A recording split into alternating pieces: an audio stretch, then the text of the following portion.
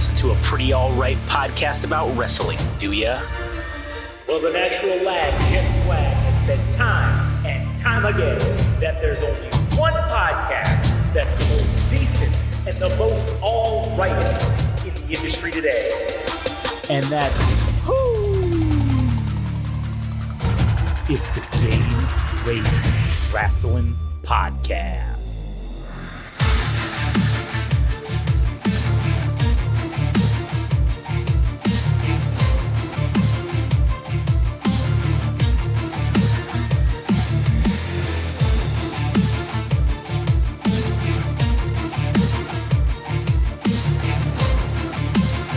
Yes, sirree, Bob, you heard it. Welcome to the most pretty all-right podcast about wrestling that you'll ever hear. This is Game Rage Wrestling. My name's Josh. I'm here today with Adam. Howdy. And before we get down to business, if you want to listen to our other shit, you can go to GameRageMagazine.com. You can follow us at Game Rage Magazine on Instagram and TikTok. And you can follow us on Twitter at Game Rage Mag. Adam's at All Gas No Trash Official if you want to hear all the musical shit. And like I said, we have a ton of other podcasts that you would probably enjoy. If you like wrestling, you probably like at least 4 of the other things we fucking talk about. So get on it, go check it out, and listen to some other good shit. And we will drop the interviewee at the halfway point of the episode. Maybe it'll probably be around the 30-minute mark. Or Yeah, somewhere abouts there. If we're on a hot rant, maybe we'll wait till that hot rant's done, but it'll be around the 30-minute mark. We're gonna drop our newest interviewee that is happening this Sunday, but it won't be out until fucking, when do we say, later on in the month, like the 20th or something like that. I don't know, but I'll be the Without Censor podcast, a very good interview that'll be hopefully coming out. lucrative Indeed. groundbreaking stuff. Yeah, indeed. And I just have to say, I think like my new wrestling name, like if I was going to be a wrestler, I think I'd be Josh Classless Bourgeois, man. I think that's who I'd be. Like, I really think that's a great fucking name to just, and then you could just go out and just be such an asshole to everybody. And I'm not, I have no class. Like, I'm classless. Like, of course. That's genius. So I thought that was funny. I wanted to bring that up real quick before I said that. Cause I was going to be like, I think I was going to be like, I was going to come out to that fancy song. Like, that was going to be my theme song. It was like, I come out to that fancy song. Like, I'm so fancy. You know that song? Oh, from Iggy's. Yeah. There you go. I was going to use that as my like entrance music. And then, but if I'm classless, it's even better. It's like ironic. Oh man, that's pretty good. All right. So anyways, to getting down to the business, as they say, few things to discuss. I definitely want to go on a rant about Cody Rhodes at some point during this episode. All right. I guess we could start with, I know we covered it on the previous episode to talk about, let me just move this over just a tad, a smidge, a minutia. I know we talked about King of the Ring and Queen of the Ring. Mm-hmm. But I think it's okay to revisit just briefly, mainly to shit on the WWE. Because while I do enjoy them, it's what they did with the amount of money thrown at them. Number one, making a bigger stage just for them. Fuck that. Fuck you all the way. Number two, that the women had to cover themselves with garments because they were being hosted by a country that does not permit women to basically do whatever they want with their bodies. Fuck that. Fuck you all the way. It's obviously for monetary reasons that is the definition of fucking being a sellout. Yeah. If you're going to say, hey, let's be honest. I hate to say this because goddamn, I'm being pro woman, but also I'm objectifying them at the same time by saying this comment. No, you're not. Well, I am, because 90% of the reason people even watch the Divas matches mostly is because they're hot. And if you take that away, what are they going to look at? The wrestling. But the wrestling's not good most of the time. Well, I mean, Tiffany Stratton's pretty fucking amazing. Oh, I agree. I think Tiffany Stratton is the future of the women's division. And Rhea Rex, fucking Rex. And What's that woman from NXT that's doing that really cool DDT? Sol Ruka. Yeah. That chick is fucking rad. That is a sweet finisher, dude. Yeah, and listen, this isn't. I don't want this to be like indicative across the board of the women's division, because there are some very talented women wrestlers that are in that division, but there are also some fucking terrible ones, just like with the men. And I think the thing that it stands out more is because there's less of them, and they also get comparatively less TV time. There's less TV time dedicated to the women, so if you have only 2 matches and half of them are dog shit because one of them was fucking terrible, or half of the competitors involved are dog shit, well, yeah, maybe just by numbers, yeah, there's guys maybe that are more, there's maybe more guys that are decent at wrestling than, you know what I'm saying? So just by them having less opportunity on TV, it makes the division look worse, even though it's probably not. And also Io Sky and Asuka as a tag team, man, or not Io Sky, Kairi Sane. Yeah, there you go. And Asuka, man, with the spinning back fist, like they do. There's that thing they do where it's just all strikes. Yeah, fucking brutal, dude. Oh yeah. And then of course Jay Cargill no sold that shit when was it at WrestleMania? Yeah, I think I'm that not was sure when they won those belts, right? Yeah, I think so. If I'm not mistaken, if you all can fact check me and make me look stupid, I look forward to it. I do it on a daily basis, so go ahead and take note. What other offenses were had? I mean, I just didn't think the matches were all that interesting, dude. I mean, maybe the strongest match was probably the triple threat match between. Not probably. That was definitely the strongest. Sami match. Zayn, Chad Gable, and Bronson Reed. And then second, not even a close second, was probably Randy Orton and Gunther.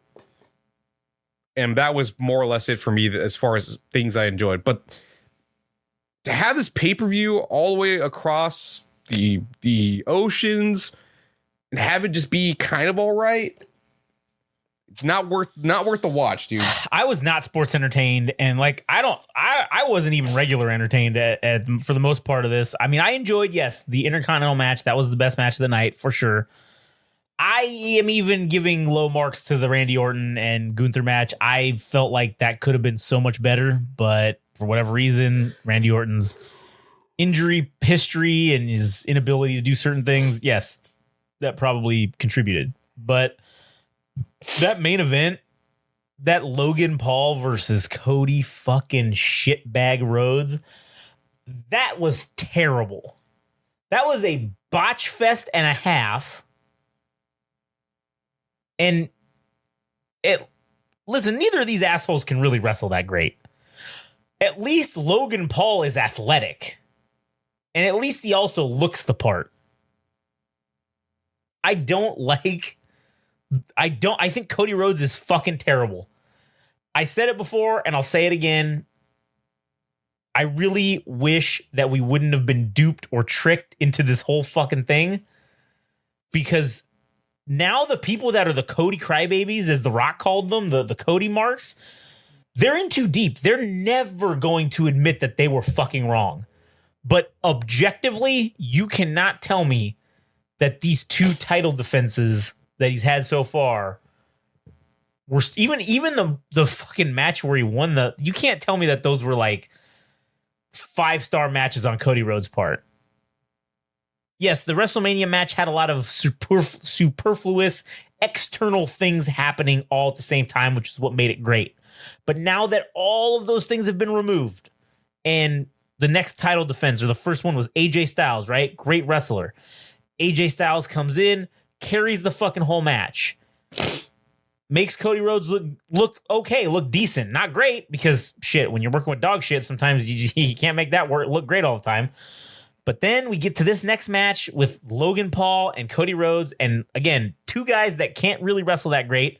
At least Logan Paul has some level of athleticism, whereas Cody Rhodes he looks like the most awkward motherfucker out there during this whole match. I don't know if it was the camera angles that exposed this, or if it was the drones, or what the fuck it was. But you could just see the hesitation the unathleticism of Cody Rhodes. You could just see it. You could see the struggle of trying to just kind of set up basic maneuvers here. Nothing flowed really that great. It was garbage. And I know everybody loves fucking Cody Rhodes. And I'm not saying Cody Rhodes is a bad guy, because as we've said before, I'll give him that. I'll respect him for the fact that he stays after the show and he fucking signs everybody's autograph that was in the front row at a house show. He doesn't have to do that. But that's basically his only appeal, is that. Mic skills aren't that great. Wrestling's not that great. And now, 2 title defenses in, the storylines aren't that great. And I know he doesn't have that much control over it, because he's not writing his own storylines. And I know the system of WWE and how it works, but I kind of feel like that the reason Cody Rhodes didn't take the AEW title when he was there is because I think he knew he couldn't fucking handle it. I think he knew that this was going to be dog shit. And I think the whole time his whole goal was to get to the WWE again and get that title belt. And if you're wrestling guys and you're in good programs where they're kind of carrying you and you're just, you're getting made to look good, okay, you look good. But now that you're the star, you're the attraction now. You're the one supposed to be carrying the matches, or at least putting in half the work. That has not been, I have not seen that thus far in these 2 matches. And AJ Styles should have been a barn burner. Between the 2 of them, that should have been a fucking great match. But it was just okay, because Cody Rhodes is dog shit. And I know I'm going to catch a lot of shit on the internet for this opinion, because, again, I know there's people out there that love Cody Rhodes. They're diehard Cody Rhodes fans, but he sucks. That's it. He's fucking terrible. I wish Roman Reigns would come back already and take the belt from him. Or someone else. At this point, I don't even give a shit who. Someone else. Anyone else. Fuck, you could let JD McDonough could fucking take the world fucking title or the universal title from him, and I'd say, you know what? That was probably a pretty good choice. better than what we have currently. Better than Cody Rhodes. I think now's the time to start passing the title around as if it were a well-lit blunt. Oh yeah. I think the time for long title defenses, I don't need it anymore. I think Cody Rhodes needs to pass it off to somebody so that we get the idea that there are multiple contenders, people to believe in, that seem formidable as opponents. Yeah. So it just rounds out the top level talent for the main event picture, right? Because even with Damian Priest, dude, as champion, I don't think this is going to have much legs on it. And I don't know if I'm counting this as a segue into that, but since I already mentioned his name, I think this can't last much longer. I know they're trying to pitch this story that Damian Priest is trying to be a legitimate champion, which is admirable, that he doesn't want the Judgment Day to be involved and all this shit. And I think that's really cool. But the thing is, I don't even know if I believe Damian Priest as like a formidable champion. He has some cool moves, but he's just kind of boring in the ring. Yeah. I mean, dude, I love the Razor's Edge as a fucking move. I mean, I'm wishy-washy on the choke slam or whatever, but he's like a poverty fucking Undertaker.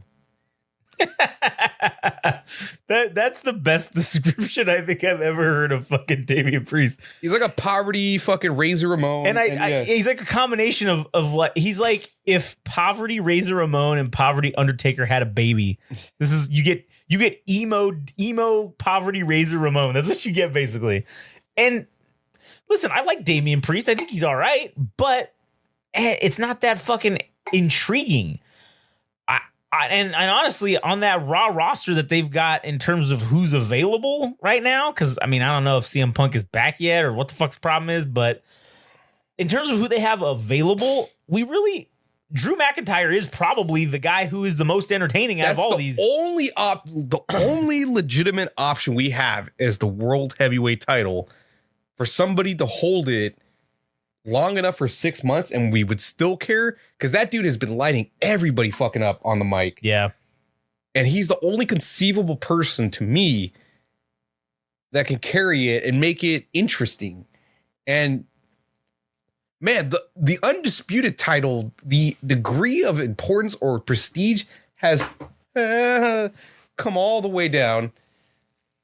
And now possibly the world heavyweight title is now beginning, to me, is probably more interesting because, all right, maybe if we get Drew McIntyre, hey, at least we got Drew McIntyre as fucking champion for the world heavyweight title. That means more. The Universal, whatever, Undisputed, whatever the fuck it's called now, the one that Cody Rhodes has, at WrestleMania time, that was clearly the top dog title. That was clearly the one that meant the most, as was evidenced by the fact that Seth Rollins drops the belt in the opening match of night 2 of WrestleMania. You open the night with that. This title doesn't mean jack shit, as far as I'm concerned. So you clearly set that established precedent that this title that Cody Rhodes has is the most important fucking one. And then you turn in these 2 shit-ass performances. Now I don't believe it, because I don't believe that Cody Rhodes could really legitimately beat AJ Styles. I don't really believe that. I believe he could beat Logan Paul, sure. I don't know who else they're going to sacrifice to fucking Cody Rhodes for him to fucking bury. At sacrifice. You have 33 and a third chance actually becomes 22 and 7/8 chance, or whatever it says fucking goes on. And then you add Kurt Angle to the mix. Yeah. Maybe if you added Kurt Angle to the mix. And now, that probably wouldn't be bad. Honestly, listen, I would like to see a stable or a tag team or something when this whole Alpha Academy breaks up. I'd love to see fucking Kurt Angle and Chad Gable fucking go at it, or either make a team or like do some, maybe Kurt Angle comes in, because I don't know what Kurt Angle's possibility of being able to wrestle is. Probably 0 at this point. But hell, I'd love to see the guy at least get a payday, and he entertains the shit out of us. So I would love to see him at least come back as maybe a manager or like an advocate, quote unquote, a la Paul Heyman type thing. That'd be cool. And then he can get involved a little bit, do some ankle locks on people, fucking, maybe do an angle slam or 2. And, that'd be great. That'd be a great storyline. You know what I think about that? What? It's true. It's damn true. Oh, indeed. So I don't know. I don't believe that the world, or I do believe that if Drew McIntyre wins the world heavyweight title at Clash at the Castle, which is the next fucking pay-per-view, which I believe he's going to, that's going to be the most important title in the WWE at this point. Yeah, I think SmackDown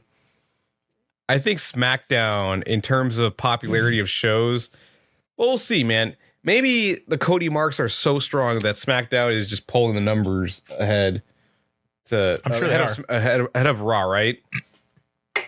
But we'll see where that is in 6 months.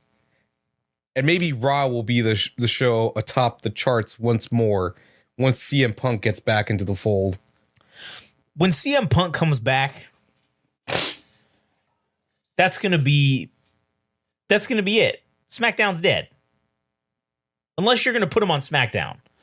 Which honestly, at this point, I kind of feel like they need to do something, because you got to give Cody Rhodes someone, I don't know, legit to go against. And I do want to see Cody Rhodes and CM Punk fucking go at it. That would be cool in theory, but I don't think they're going to do that. I don't think they're going to give us that. I think they're going to give us CM Punk going after probably Drew McIntyre, because that's the storyline they already have established. And Drew McIntyre's going to win the title. Sure, CM Punk maybe is going to come out, and God, wouldn't that be great if CM Punk comes out and fucking beats up Damian Priest, and then lets him win the title, and he's like, I got next. Puts a quarter on him, and he's like, I got next. I'll see you at SummerSlam, bitch. Yeah, that would be fucking cool as shit. And then he would debate on whether he would want to take the pin, because it's like, oh, he's got his fucking hands on it. My win is tainted because CM Punk put his hands on my win, bitch. And again, that's compelling storylines right there. Whereas Logan Paul and the brass knuckle ball sack, that doesn't fucking do anything for me. So I also don't know about the Chad Gable heel shit going on. I don't know if it's the problem with Chad Gable turning heel. I think that's fine. But I think the Alpha Academy just willingly or being duped or brainwashed or gaslit to stick around to keep this Alpha Academy thing going.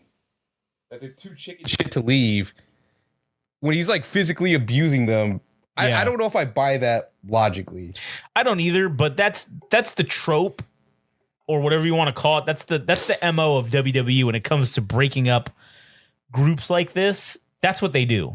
This is how it happens all the time. Every single time. If it's like one of them starts to turn heel, and then the other ones are kind of like, oh, I don't know what am I shooting? I gotta help him, like he's my buddy, but I don't want to be a bad guy. Oh my God, that was exactly what happened on Monday Night Raw with Otis. He stood there for 15 fucking minutes, at least, between Chad Gable and Sami Zayn having verbal exchanges. Sami Zayn trying to appeal to reason with Otis to say, bro, you're getting abused. You're getting gaslit to being into the Alpha Academy. And then eventually it turns into an exchange of hands and Otis breaks it up. And then eventually Sami Zayn gets his ass kicked. And then Otis is still standing there not knowing what to do for 15 minutes. Yeah, that's how these things go. That's where this storyline's going to end. Obviously, they're going to break up the fucking Alpha Academy. That's clearly where this goes. What Chad Gable does outside of that, I'm interested because he sports entertains me. I mean, like everybody refers to him as, you know, he's like light Kurt Angle, and he's like, I don't even want to disrespect him by saying he's poverty Kurt Angle. I think he's just Kurt Angle light. I think that's just he's like Kurt Angle zero sugar. Like that's basically like zero sugar. That's basically like what he is, in my opinion, at least. So that's like the respectful way to say you're a knockoff, but you're not. You know, you're not bad. You're still pretty all right. So I think that's where he's at. And I think that they should do so. I think he should get an Intercontinental run. I think that a nice feud that we've kind of already established between him and Sami Zayn, I think like maybe you work this all the way to SummerSlam. And then, you let him go over on Sami Zayn. And then who was that other dude that was in that match with them? Bronson Reed? Yeah, I think maybe then you do a little program with them or something to that effect. And then, go from there. But I don't know. I just think that this fucking Saudi Arabia pay-per-view was fucking terrible. And it pissed me off even more to see them give a special created fucking set. And it was giant. I hate that so much, man. I hate that they'll do it for them. The disrespect to us. It is. The disrespect to us, the Americans, where this all started, that we can't have that. Or they don't want to do it for us. No expense is too much for them when it comes to Saudi Arabia. Oh, no expense spared. And I've been getting a lot of things in my feeds or whatever about, just like showing old pay-per-views and stuff like main events or whatever and just like highlights from stuff. And it just brings me back to goddamn. The set design was different for every pay-per-view. When the WWE was doing basically 18 pay-per-views a year because Raw and SmackDown were doing 2 a month, with the exception of like when they would have Royal Rumble, it'd be Raw and SmackDown. WrestleMania was Raw and SmackDown. SummerSlam was Raw and SmackDown. Survivor Series, Raw and SmackDown. Every other month of the year, the other 8 months, were fucking like Raw had a pay-per-view, SmackDown had a pay-per-view. Raw had a pay-per-view, SmackDown. So they were doing like 18. Every single set was different every single time for every pay-per-view. A specially made set just for this one show. And they didn't recycle them. Like it wasn't the same as, Judgment Day, whatever, wasn't the same as that next year's Judgment Day. It was a completely different set. And that pisses me off because I think we should go back to that. And I know they're all about, and this is the thing that sucks about them being so corporate now. They're double corporate because they're like a corporation that got bought by an even bigger corporation, right? So they're double corporate. All they care about is the bottom line and the money. So they don't give a shit. And of course they're going to make a new set for Saudi Arabia because they're paying them up the fucking ass for this. They can afford it. They're like, cool, now we can make and that's probably, that's how, you know what? Those Saudis are smart. It's probably a stipulation. We want a unique set piece for every event that you do here because we enjoy that. And fuck your own audience. I Okay, I do want to take some time to shit on these guys because Yeah, shit on them. I don't know how they managed to still. I thought they got fired, dude. Authors of Pain. I hated them. They're still there? I hated them in NXT. I hate them now. I still don't know how they're on the fucking roster and still getting paid because they're dry as fuck. They're dry as a fucking cracker. You can't fathom watching them because of how they are.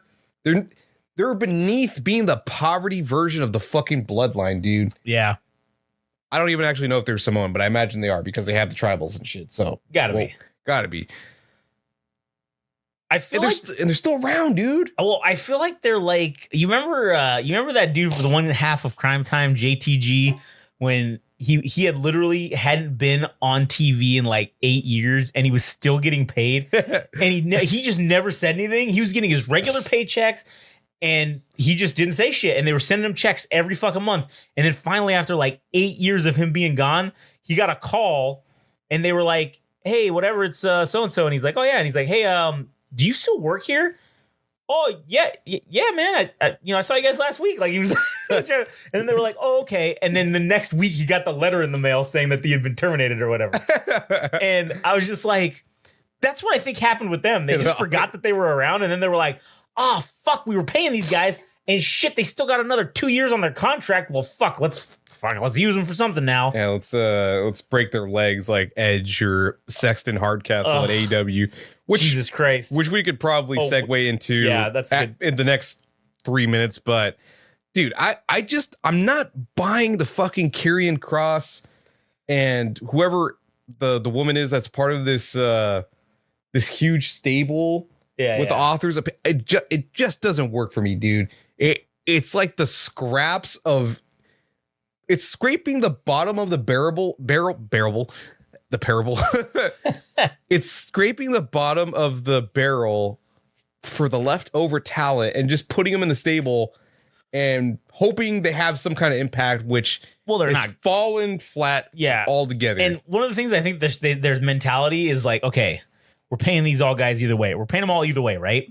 So since we don't have enough TV time to try to get our money's worth, why don't we stick all fucking 7 of them in a goddamn stable and then they can all be on TV at the same time. So we're maximizing our profits here and utilizing them all as opposed to maybe just once a week, or they'd get utilized like once every like 4 or 5 shows. Right? Or save time by not wasting time on having 3 different segments for these. Yeah. The tag team, which is Authors of Pain, the woman that's inside of it as well, and then Karrion Kross.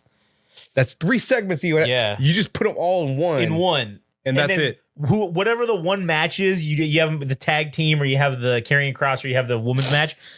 Just one match, and then all of them come out. So like everybody's out there. Everybody gets on TV. They have been paid money's worth. It's all good. All right, fuck off. Everybody go home. That's probably why they're doing that, I feel like. Yeah, and I think for me personally, just watching some of the stuff that's been going on with, and I even want to say that I don't know if I'm that invested in the new Bloodline. I know we're going to get a Civil War situation possibly for, WrestleMania, or maybe if we're lucky, like SummerSlam. But the fact that this is still being played out, I just want to move on to greener pastures and just concentrating on new storylines, new rivalries, and all that stuff. And we're still that is the mainstay of SmackDown at this point, is the fucking Bloodline shit. Yeah, that's the only thing that's really keeping it relevant, I guess. But yeah, before we segue into the AEW, did you want to give the announcements? Because it's almost to the 30-minute mark. Okay, yeah. So the interviewee that we're going to have this Sunday, July 2nd, and I don't know exactly when the episode. June 2nd. June 2nd, sorry. June 2nd for Without Censor is going to be AKA BK, an artist that I've been getting in contact with and getting familiarized with. And there will be quite a bit of talk about, because she is the intersection of fashion, film, and music. And for somebody to do all 3 things well well, that's somebody worth talking to, and that's somebody worth having on Without Censor the podcast. And there'll be a plethora of topics that we'll be going over, and I can't wait to. Oh no! Shut up! Shut up! No, turn it off. I was trying to. It's off. All right. I was trying to down. Cause you just gave me a great idea for her wrestling themed entrance, and I had to write it down before I forgot because it's so good. Okay. Hopefully we don't get sued by TNA. I wonder if they're just like, we're not using it. Yeah, it's not worth it. It's free. Go ahead and it's what is it? Royalty free now at this point? Yeah, it's the national anthem for burying talent. So if you are interested, check out Without Censor in the coming weeks, because we'll have the interview with AKA BK, also known as Brooklyn, featured in the near future. So please be on the lookout for that. But this is the wrestling podcast, so let's get to the second half, and maybe there's going to be a little bit more. I'm not sure how much time we'll have, but yeah, let's go ahead and talk about Double or Nothing, because as far as pay-per-views that existed within the month of May, this one, I think, took the cake over King of the Ring. Oh, 100%. This was infinitely better. And it wasn't even that good, but it was it was the King of the Ring pay-per-view set the bar so low that AEW knocked it out of the park. They had no choice but to not. The only way they could have done worse is if they just would have had Edge out there or Adam Copeland just in the middle of the ring, just jerking off the whole 2 hours. Sexton Hardcastle. But they had 10 matches on the main card, which again, that's a good amount of fucking matches. We got what, 6 on the King of the Ring, and there was a lot of weird shit going on. So basically, to go into it, we'll just go through it match by match. So let's see. There was a lot of matches. I don't know if I want to get all to. Oh, all right. So which ones do you want to talk about? I just want to get to the ones that mattered the most to me. What about the Will Ospreay match? Was that one? Did you want to talk about that one? Yeah, but that was more towards the mid card. Right. But yeah. Roderick Strong and what was it? Will Ospreay. Or no, I'm sorry, I'm looking at the wrong fucking. Orange Cassidy versus. Who was it? Trent Beretta. That's who he fought. Yeah, so the basic storyline for Trent Beretta and Orange Cassidy is that they were all in the best friends stable, and I think Orange Cassidy injured the other guy and he can't wrestle, or it's been stated that he doesn't know whether he can wrestle. I don't know if that's kayfabe or in reality if that's he actually can't wrestle. So now this Trent Beretta fellow is trying to get revenge, and Orange Cassidy is facing him to put an end to the beef. And fuck, now I actually don't remember what the outcome of the match is. Orange Cassidy won the match. Okay. And I don't remember a whole lot of the match, but I gotta say, man, the entrance for Orange Cassidy to go from his AEW theme to the Where Is My Mind, the Pixie shit, the Pixies song. I don't know. I really enjoyed it. And as far as the match goes, I mean, shit, it was kind of forgettable, but I just like Orange Cassidy just because he's kind of like a meme wrestler that always puts his hand in his pockets and he's got the sunglasses and shit. And I don't know. I really like him. But I think the match that really kind of kicked off the pay-per-view for me was the Roderick Strong versus Will Ospreay. And not to say that it was the best match, because I think between Brian Danielson and Will Ospreay, or Takeshita Okada versus Will Ospreay, those two matches, I think the Okada versus Will Ospreay match is probably the match of the year for me personally. Yeah. And even the Bryan Danielson versus Will Ospreay, this match was nowhere near either of those two. If you happen to catch those. Yeah. I've seen those. And yeah, I can agree with you on that one. But this, I mean, because I didn't see the whole full match, right? But I just saw like the highlights or whatever. And I mean, yeah, it wasn't terrible. I mean, it wasn't a horrible match. It was pretty good, But I think when you're comparing, not to shit on fucking poor little Roderick Strong, but I don't think you can really compare him to, Okada or fucking Bryan Danielson or fucking any of the number of people that Will Ospreay's had like banger matches with. So I don't know if that's necessary. I don't even think it's a fair comparison at this point. But I mean, again, the match was not terrible from what I saw. It was pretty good, pretty all right. It's pretty all right. I wish I could remember the explicit details for that specific match, but I just remember thinking that this wasn't nearly as good as the other two matches. But I think one thing that it wasn't really a shock, but as we came to see more of the pay-per-view, Don Callis, who is the head of the Don Callis family. Yeah. I mean, he was there the entirety of the pay-per-view doing commentary. And I was like, kind of like this. This is cool. I don't know why, but the dude looks like a thumb, but I really enjoy. You know who he reminds me of? What?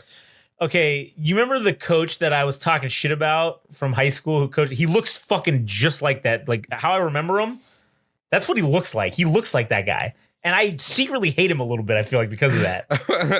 But I don't know, because he reminds me of him a lot. Like even his mannerisms a little bit too, like in the way he kind of talks, that like that fucking like that hoarseness. Voice. Yeah, that really is, man, spot on.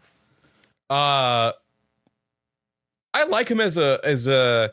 I mean, you can't really hold a candle to like Paul Heyman or anything like that. Sure, of course. But this is as close as you can get to Paul Heyman without actually having him on AEW, and he's a treat to have on AEW, and especially the pay-per-views and stuff. And I mean, he's putting together a nice little stable, dude. Takeshita Okada and Will Ospreay, and I think was his name Powerhouse Hobbs? Yeah.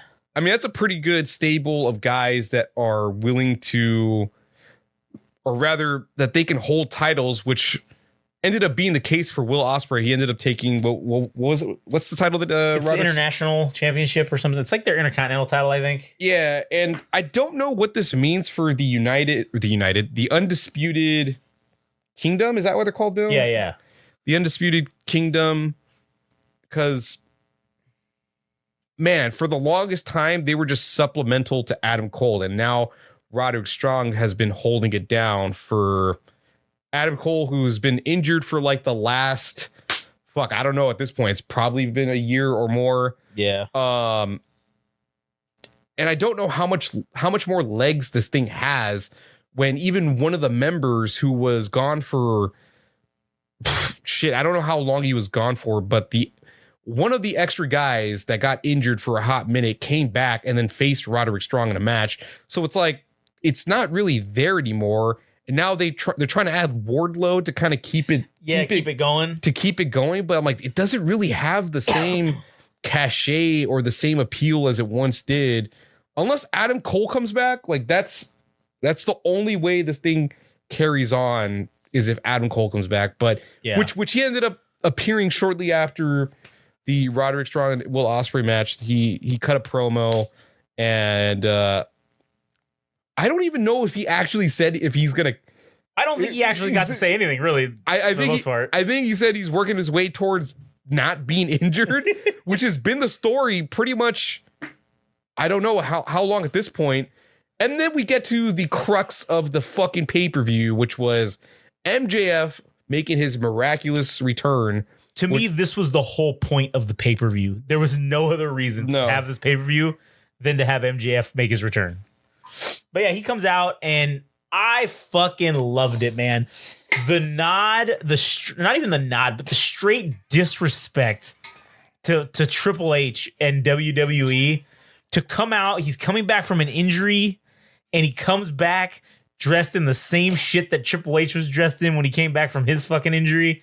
And to fucking come out and to fucking basically just cut probably the best fucking promo he's ever done, man, or at least one of the best. It was so good, in my opinion. That whole fucking thing was just so great. And the buildup for him returning was this opening segment where it looks like the Hobbit house or some shit. It's weird, but it ends up. I imagine being his crib with all the garments that he used to wear with the scarf, the plaid scarf, and all that shit. And then he comes out with the Triple H, the denim jacket and the leather patch, or what? Not the whatever. So it's like a denim like vest over a leather jacket. Oh, right. So, I want to. I've been trying to find one of those, and I don't think you can. I think you just have to buy a denim jacket and a leather jacket and just cut the sleeves off, right, and then just like sew it together somehow. But anyways, man, he looked bronzed as fuck. Oh. Again, I think directly taking a shot at Triple H, because that's what Triple H looked like when he came back, shredded and bronzed. And I will say, MJF looked like he's been the best shape of his fucking career. Yeah, he looked pretty. He looked pretty jacked. But as it's been said, it's mimicry is the largest form of flattery. True, and it is to the detriment of AEW that they can't keep WWE out of their mouth. I know. It's like, fuck, man. I mean, come on. You guys are good. You guys are better than this. Yeah. And if you want to be better than this, you have to stick to what is happening in the ring or what's happening within the organization itself. Please don't result to turning to the WWE to throw shade at them and shit. But it's okay. At least for MJF, because, man, that shit where he was talking about, I don't need anybody else. This whole thing with Adam Cole, it's done. It's in 2023. And MJF made MJF. It wasn't WWE. Yeah. I fucking love that, because that is a great way to sell the fact that you're the shit. And it wasn't by anybody else's doing that you are as good as you are. And that's how I feel about us too, man. Like that those sentiments ring home with me with this whole thing. Cause we don't need anyone, we didn't need anyone else to help. We made ourselves, right? And fuck, man, that's so hard, bro. That is like a hard ass fucking promo. And I just fucking loved it. And yeah, it sucks that, yes, you can't keep the WWE's name out your mouth, obviously. But it's cheap heat. It is what it is. And in this instance, I think it was warranted just because that was the rumors for so long that WWE was, maybe he's going to go to WWE. He might not come back. And so much so that WWE even made a statement that said like, oh, actually, we think his contract is still good and it never expired, actually. So he's definitely not coming over here. So don't look at us.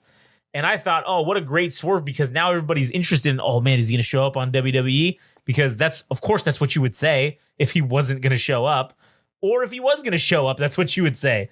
So I thought the promo was great. I'm most excited to see what MJF goes towards now, or what kind of obviously he's going to, he said the whole thing with Adam Cole was done. It's in the past, but they're going to have a fucking match at some point. I think maybe Adam Cole's I think he's probably already good to go to wrestle, and this is going to be whatever in 3 months at the next pay-per-view that they do. I think that'll be their match, and then MJF is going to go after the belt. And the tattoo, that was pretty cool. I don't know if it was real. I don't think so. I think it was like a sleeve thing that. It just looked like someone drew it on. Like it looked like a you can get those fake temporary tattoos. Yeah. That's what it looked like. I don't think it was real, because I think he's smart enough to know that he wants to keep his options open for if he does cross over to the WWE. And the WWE is never above bringing somebody over if it's going to make the money. Of course, and MJF is, dude. Money. I don't even know if I can imagine MJF in the WWE, because to have that dude have restraint, I feel like they're just gonna fuck it up. They're gonna fuck it up, and he's gonna end up in the mid card, and he's gonna be a jobber. He's gonna end up like Carlito. Oh, easily. I saw this video. Now that you brought up Carlito, just to go on a quick tangent, I saw this video of him, and he was talking about how, man, he's like, I didn't realize how my gimmick was just a straight ripoff of Razor Ramon. Yeah. And he was like saying about how, man, I never realized it until I was at the Hall of Fame, and it was Scott Hall getting inducted, and they were showing some of his old promos, and he's like, wait a minute. And then they put up on the screen, like side by side, it's the same fucking promos. Yeah. And he's like, I did the same promo, and he's like, I spit in the guy's face, the apple. Razor Ramon does the same fucking thing. And he's like, God damn it. He's like, I was just a ripoff. And, I was a recycled gimmick. And he's like, but fuck, I made it work. So I guess that's is what it is. But it was funny. I was just like, damn, that's so true. Never thought about it like that. But anyways, back to AEW. All right. So the promo was great. He fucked up Adam Cole. I forgot what he did to him. Took off his mask, or he didn't take off his mask. He got the mask and threw it into the audience, spit on it.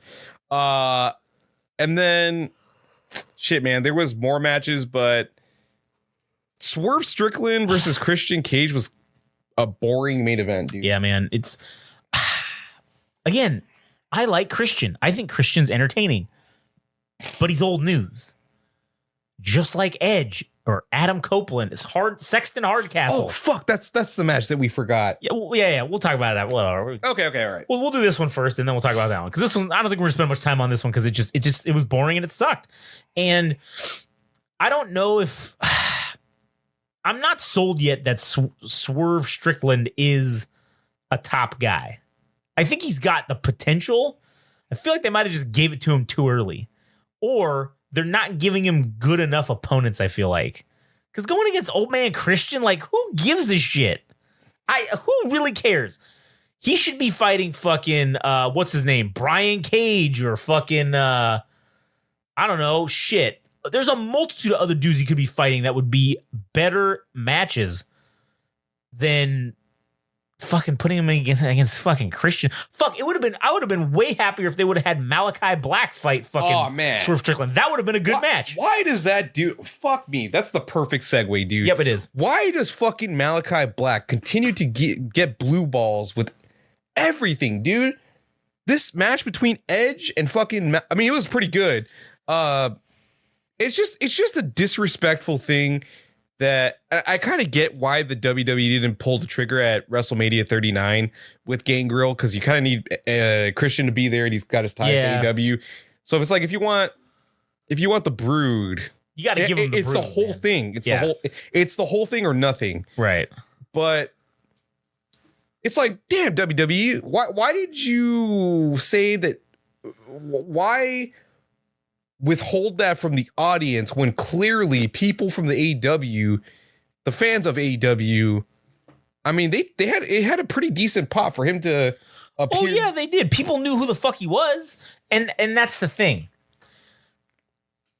As of late, this has started to shift with this whole, I don't know what you want to call it, this new attitude era that WWE is going into now that Vince has been ousted and The Rock was doing all this shit, right? Whatever you want to call that, this new era that we're in, the Paul Levesque era is fucking stupid as shit, so I'm not calling it that. But whatever we're going to term this, prior to it, WWE was very much not marketed towards us, the people who grew up watching wrestling, who would know who the fuck Gangrel was or is. So I think that was their whole mentality of, well, no one's going to know who the fuck this guy is, so like, why are we going to waste it? No one knows who it is. If we had Christian, because Edge and Christian have been on WWE TV shit together in the last 10 years. So people would know who that is.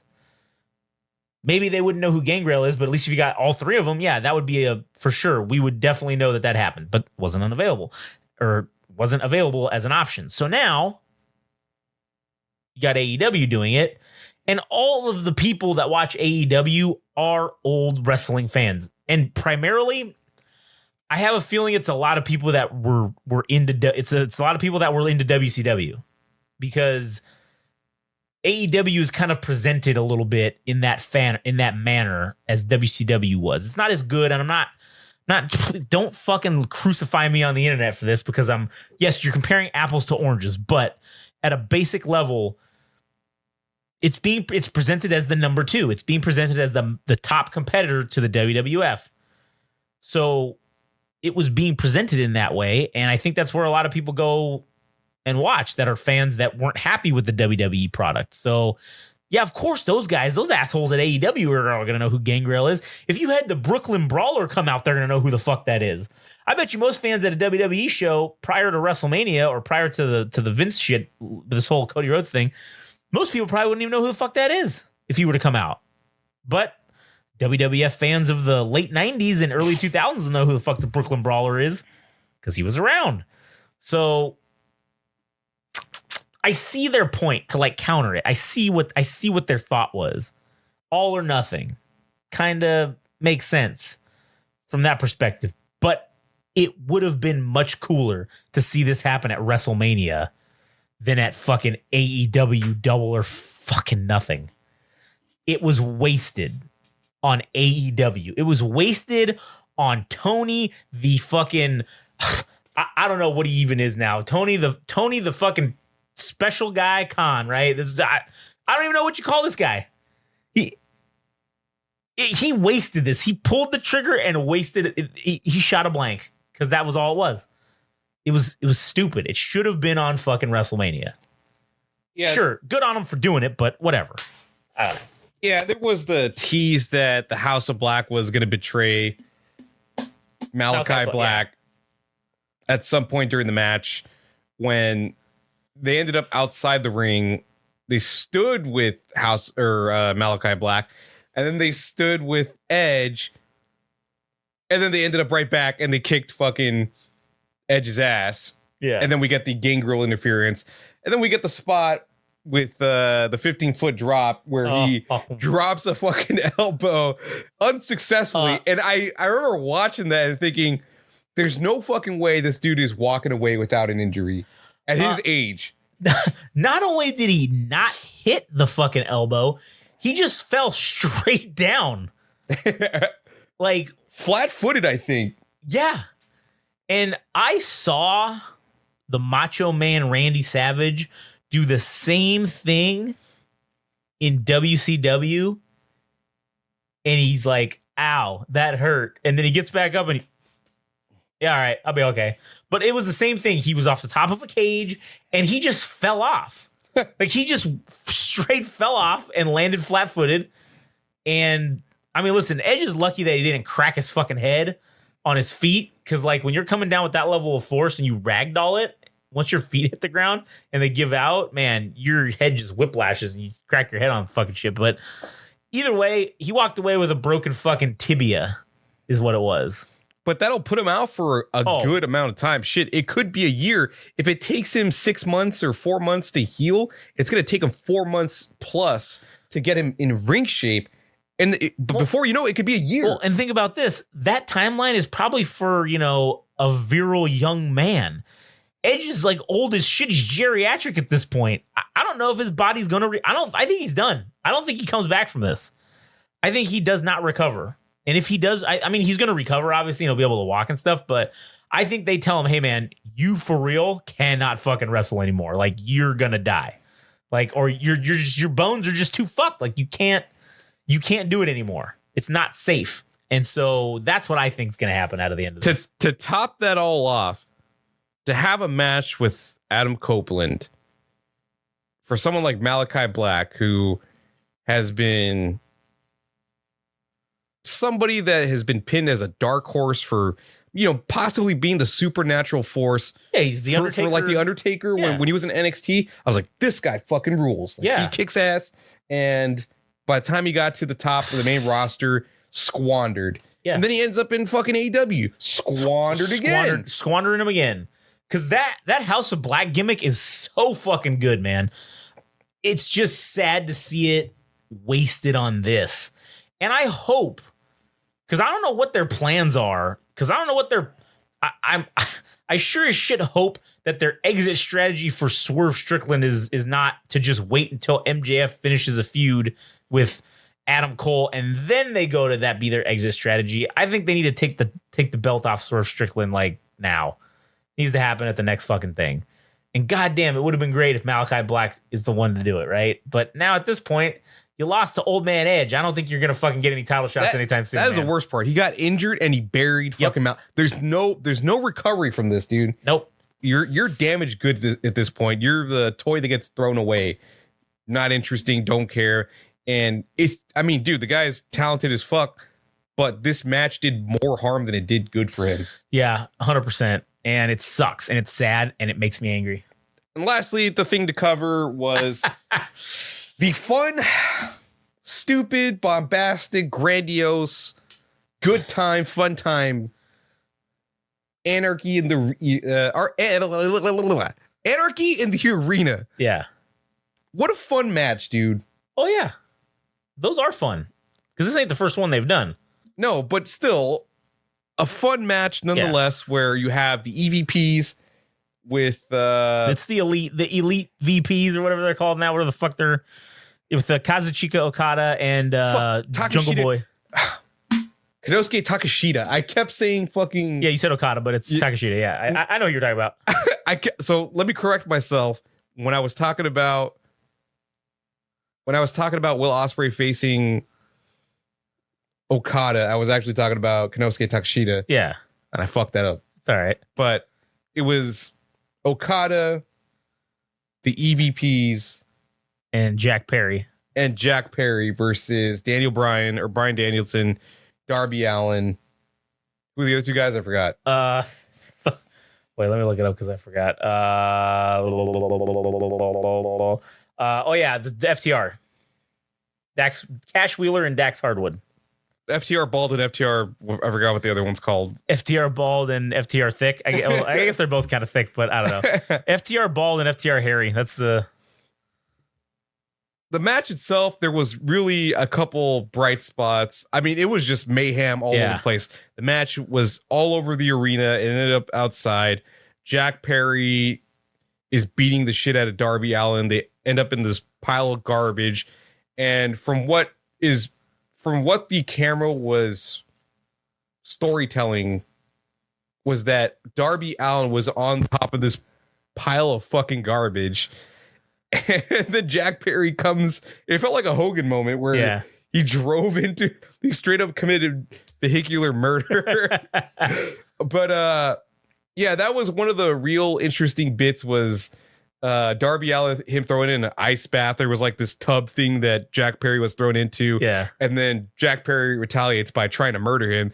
And then we get where things come back into the ring and Darby Allin, for whatever reason, shows up with a fucking flamethrower, dude. And he lights Jack Perry on fire. And it's great, dude. Like, in terms of just shock value, this thing hit like this was a great fucking match, dude. Yeah, and I don't know if they showed it on the pay-per-view proper, but I saw a bunch of memes of Tony Khan out there when it was happening, and Tony Khan gets lit on fire, and he's like running in the back, and he falls on the ground, and he starts doing that fucking stop, drop, and roll thing behind all the cameramen, and there's another cameraman that's like filming this, and it's like this weird angle, and then he's like looking around, and he's like patting himself, and he's like, oh, okay, I gotta get out of here. And then like, it slinks off to the back. It was fucking funny as shit.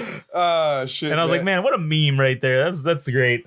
Man. And then to top it all off, the Young Bucks, being the stylish guys that they are with their Reebok sneakers and shit, they had tacks at the end of their shoes. They had shoes come out for them because they were hanging poor Darby Allin upside down. Dude, and then he took another fucking...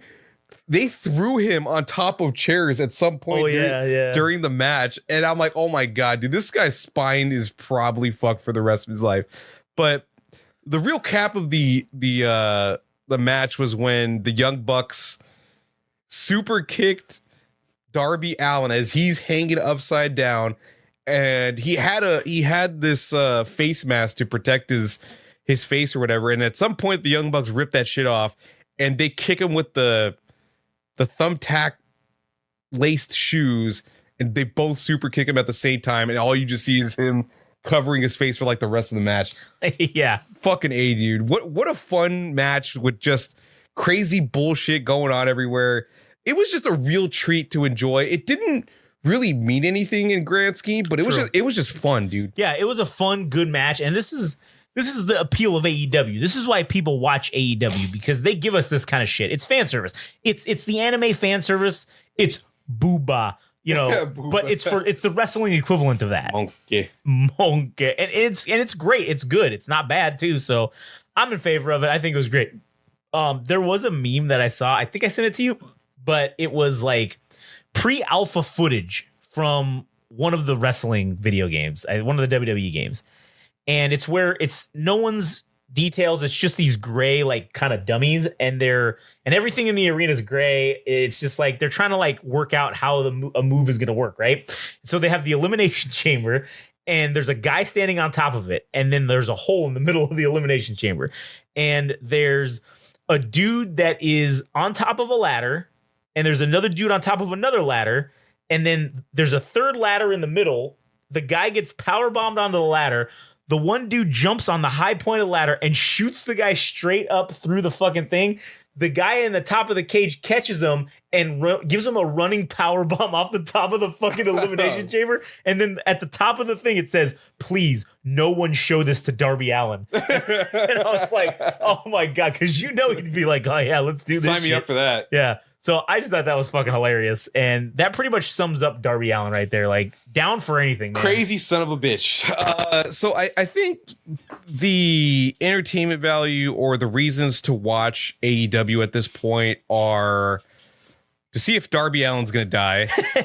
You might witness him die. Like this. Listen, those of us that watched, in the back of the day if you ordered the the pay-per-view that Owen Hart died on, man, you saw that live. Like, we might get to see that again with Darby Allin, all right, if he continues on this path.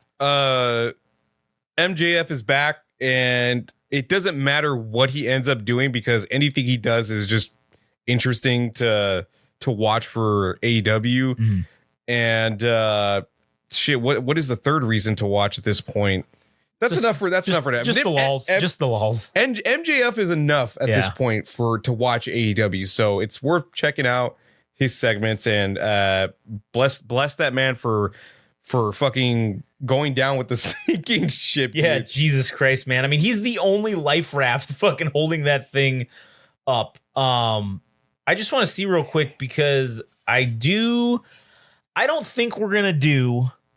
I don't know if we're gonna do Clash in the Castle fucking live stream. We might do like we did where we'll watch like 3 matches after the fact, like later that night.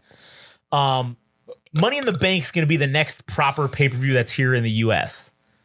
Or it's in Canada, in North America. So that's one that we will probably do a live stream of for sure.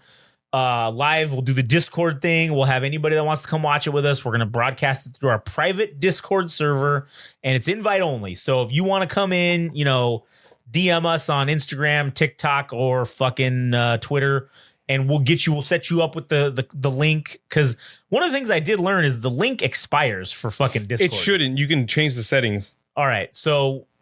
Well, you could. I don't know how to do that, so I'll just put you in charge of that because that's something that people have pointed out is they've been trying to get into the Discord server, but the link we have in our bio, it's expired. So, I got you. All right. So, anyways, but the next like pay-per-view proper.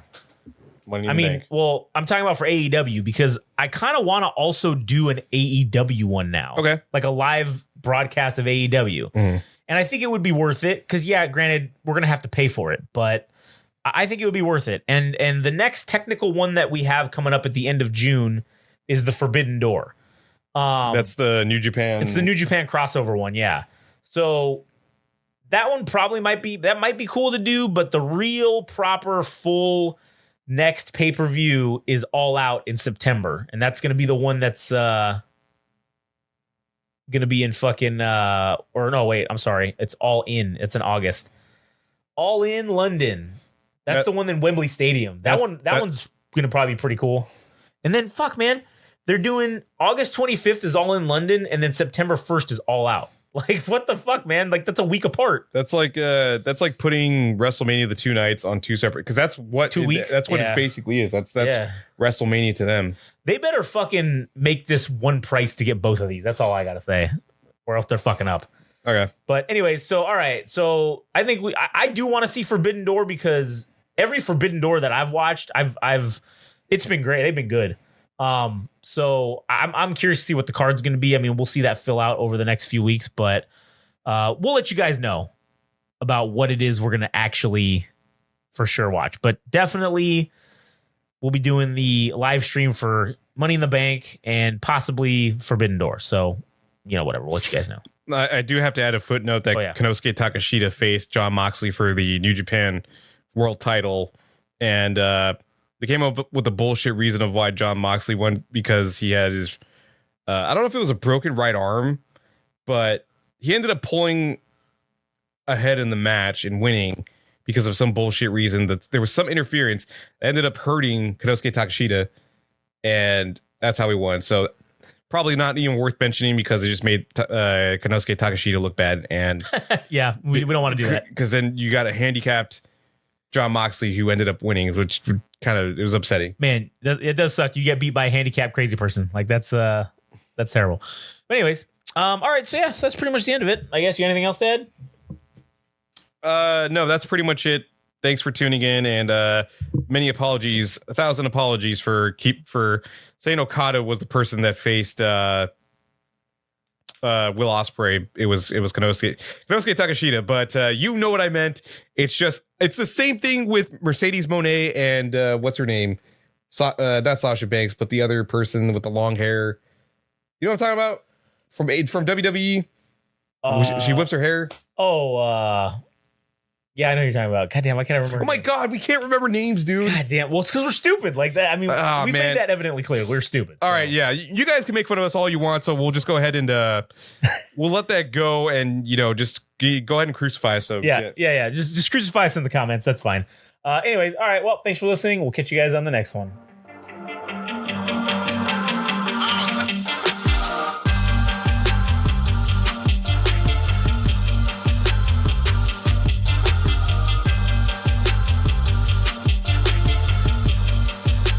That was another wonderful, amazing, powerful episode of the Game Rage Wrestling Podcast. And take it from me, ladies and gentlemen, the natural lad, Jet Swag. If there's one podcast, one show you should be listening to, that you should be absolutely grateful for, it's the Game Rage Wrestling Podcast. And one of the things you can do to show your appreciation for all the hard work and dedication that these boys put out day in, day out, just for you people, it's that you can go and you can subscribe and you can like and follow them on the Instagram and the TikTok at Game Rage Magazine. You can also follow them and like them and subscribe to them on the old Twitter, which I don't know what it's called now, but who cares? It's at Game Rage Mag there. Additionally, if you feel the need to really show your appreciation, which you should, then go to their website at www.GameRageMagazine.com and show us some love. Show them some love. And show some love for the natural lad, Jet Swag.